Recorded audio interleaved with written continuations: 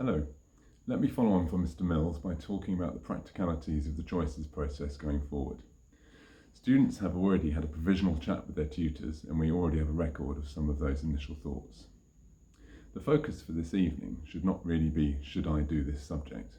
Those conversations should have happened with their own subject teachers, but the heads of departments in attendance tonight may know some of the overall context.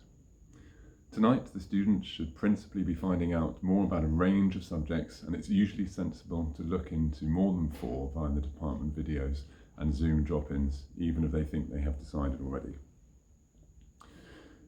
The provisional options form needs to be submitted by December the 7th.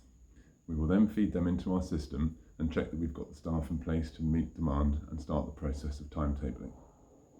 The structure of the whole school's timetable starts with the consequences of the sixth form choices. It is important to note that we timetable on the basis of students' choices rather than forcing a predetermined blocking system from the outset.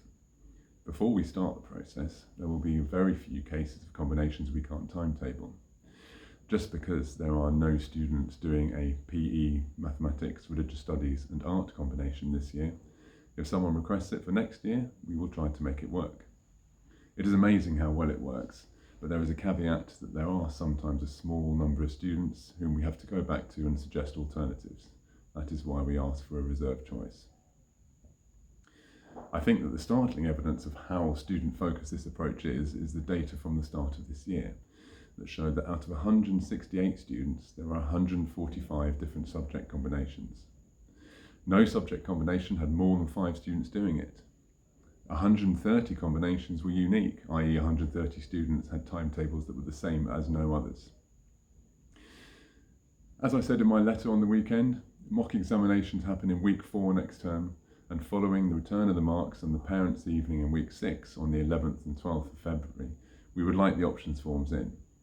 If further discussion is needed over half term, then so be it, but beyond that point, changes can be made, but only if it works in the structure determined by the final choices. That's a really important point.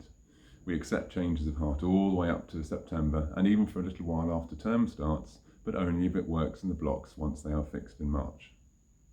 So, depending on what order you're viewing all these in, you may have watched some videos from the subject specialists and getting ready to attend some live chats.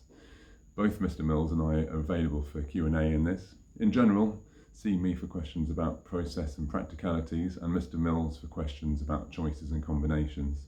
But we are both qualified to deal with either of these, so don't feel you have to go to one of us in particular. So, thank you for listening, and I will maybe see some of you in my Zoom shortly.